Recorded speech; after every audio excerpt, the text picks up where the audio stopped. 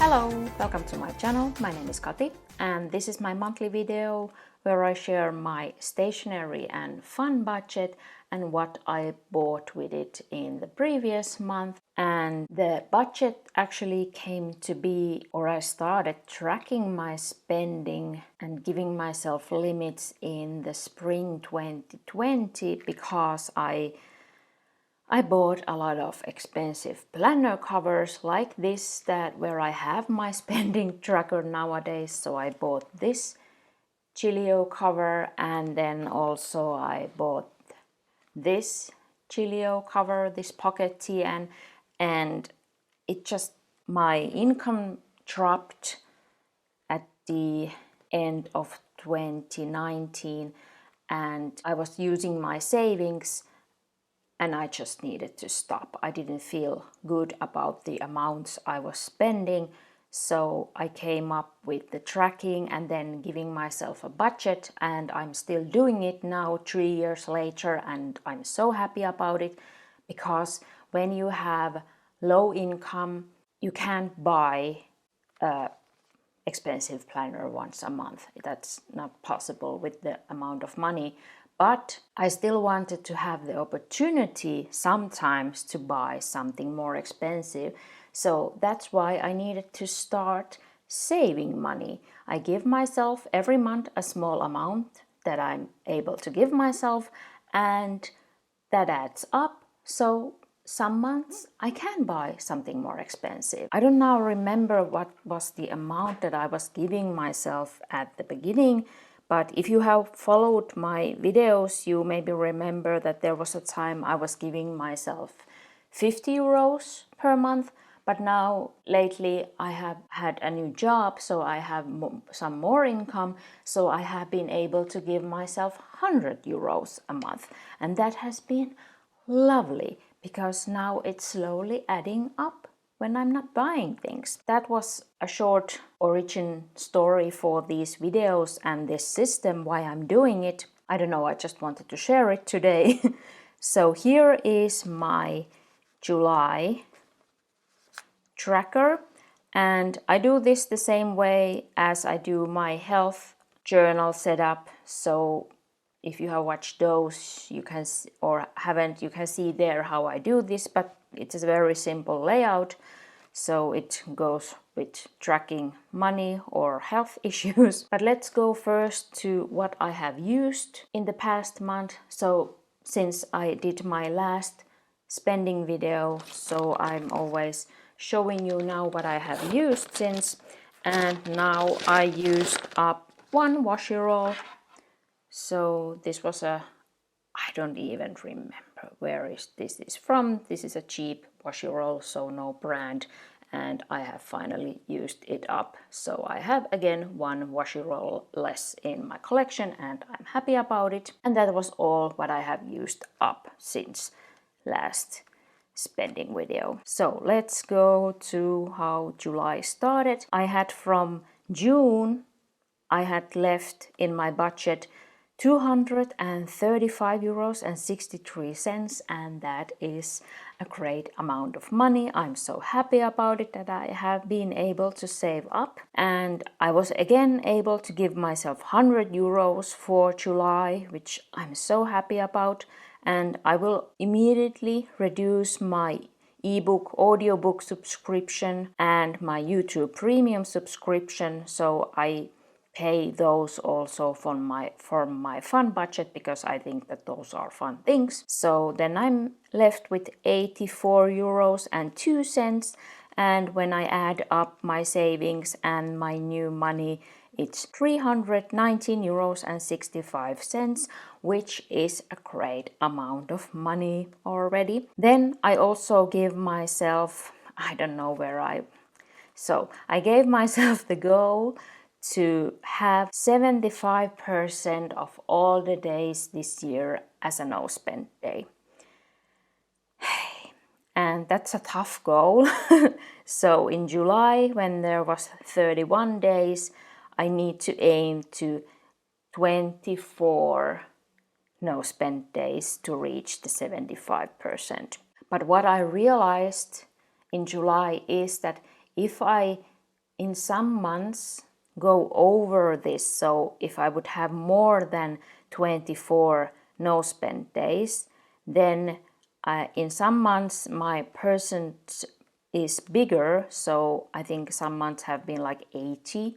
So if in 1 month I spend on more days and I don't reach my goal, I can still reach my yearly goal. And that was so like relieving. So if in some month, for some reasons, I would spend on more days, I'm not like missing my yearly goal. I think that's a good way to think about it also. So because life is not always the same. So in August, starting of August, we had a little bit of trip and holiday.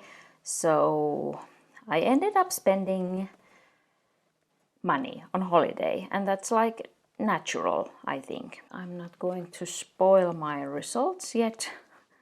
So let's put this back here and let's go see how July went spending wise. I have here first the date, and then I track if I get a no spend day. So the first day was a no spend day, so I'm here now. This is new. So I right away write here which day I am on in my no spend day. So that is new to me. So previously I was just tracking no spend days and then I had to calculate them separate, but then I realized why I don't just straight write the number here, so I keep track of where I'm going. Then if I spend something, I write here on what, and if it's from my stationery budget, I write how much I spent, and here I'm tracking my balance, what I have in my fun budget. And now, because my goal is to have at least 250 euros in my budget, I decided that because now I'm over it, I will reduce that 250 euros from my balance and write only how much I'm over it. So that way I see this amount that I can spend so that I'm still left with 250 euros. And why I want to have 250 euros is for the bigger purchases. I could buy a planner cover with that. I could make a big Hobonichi order with that amount of money. So that is the reason why I would want to have always at least 250 euros in my budget. Oh, I'm talking so much. You can see that I have been taking a little break because I have so much to say now. So here is my, well, you can see my color code also here. So green is for any necessary purchases, food, health, and so on.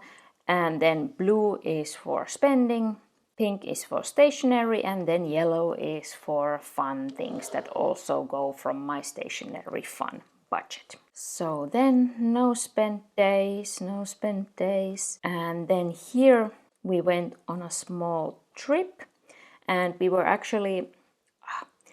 visiting the first time a gemstone trade fair, and it was in the east.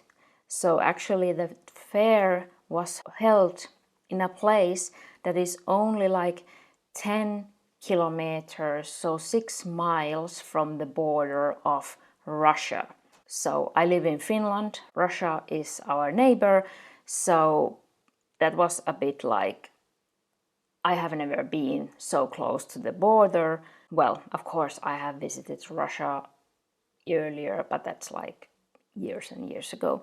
But now I haven't been so close to the border, and the weather was, there was like heavy rain on the way and lightning and thunder, and it was like and on the highway there was almost nobody else than us because the road, well, it goes to Russia, so there was almost no traffic, and then the weather, and it was so creepy and a bit scary, and I was like, ugh. But I still wanted to go to the trade show because we haven't been there previous, because I only learned about it the past summer. So, but we made it.